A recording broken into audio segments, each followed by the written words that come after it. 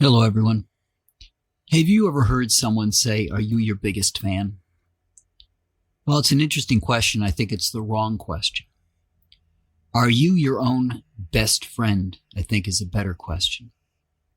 And the reason I phrase it that way is a fan, if you think about it in the normal contemporary, they don't necessarily speak truth about whoever they're a fan of. For example, let's say you're a fan of Taylor Swift and she does something that you don't like. You may excuse it. You may ignore it. But as a fan, and you saw her in person, you might not ask her about it. You might not confront her about it. Now, what do I mean by that? Let's say you look in the mirror and you don't like what you see. Now, I think everybody should be accepting of themselves.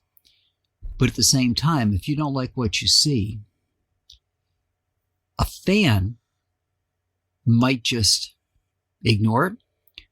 Fan might just not like what they see. But a best friend will say, okay, what are we going to do about it? If you don't think you have enough muscle, for example, if you don't think you're strong enough, well, what are you going to do about it?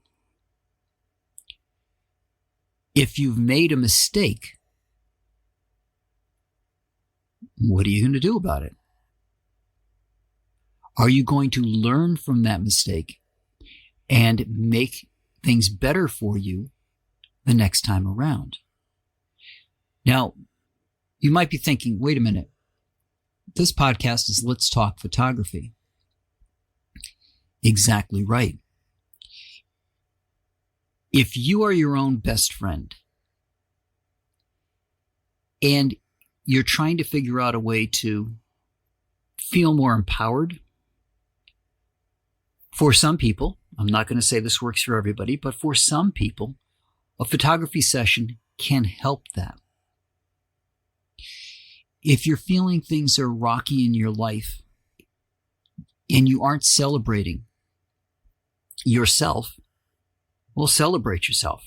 And again, for some people, having a photo session, getting, using a very old term, dolled up, and having your picture taken so you have a memory of that is one way to do it. Now, that's not the only way.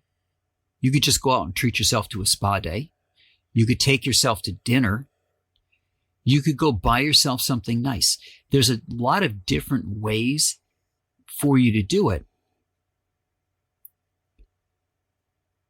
A fan in these circumstances might just say, go ahead and go out for an extravagant $1,000 dinner.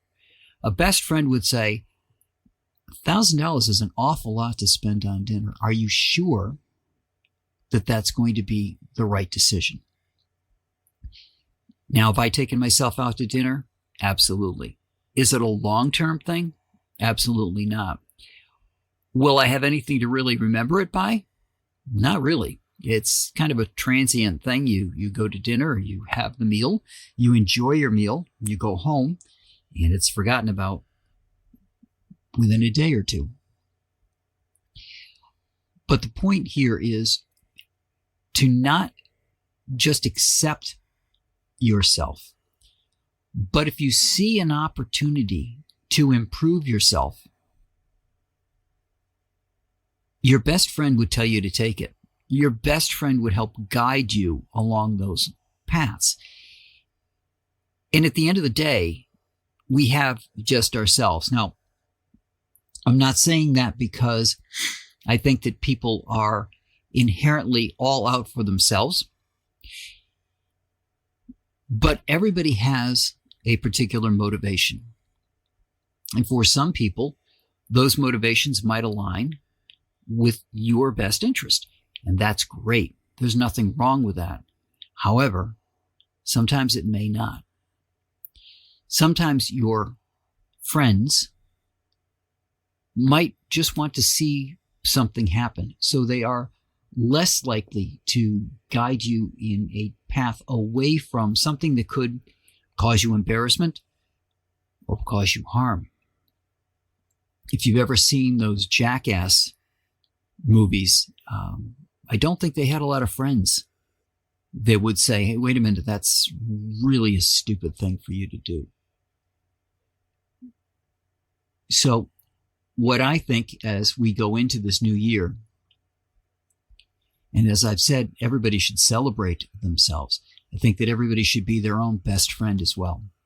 I think you deserve to have a best friend. And again, if that little voice in your head is telling you negative things or telling you something that you would not say to another person, don't accept that. Don't accept being harder on yourself than you would on anybody else. You want this voice to be your best friend. You want this voice to look out for you. Basically, you want this voice to be your life partner. And let's face it, we're stuck with ourselves for our entire lives. So wouldn't it make sense to make sure that we accept ourselves and that we treat ourselves with dignity and respect, and that we go through our life making ourselves better, putting aside hate, putting aside bias, recognizing when those things percolate up and then setting it aside. I think that's the best way to approach 2024. I think we need to be an advocate for ourselves.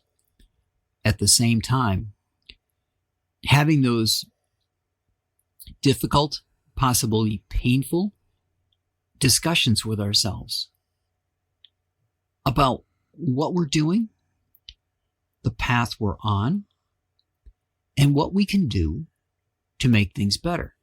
Now, just like any best friend, if they can't come up with a way to help you, they will seek out someone who can. There's nothing wrong with getting help. Now, that help might be a financial planner. That help might be the bank. That help might be a psychiatrist, social worker. Going to someone who has the expertise to help you is something your best friend would say to you. So this year, be kind to yourself, celebrate yourself, and support yourself. And that's what I got for you for this episode, and I will talk to you guys all next week.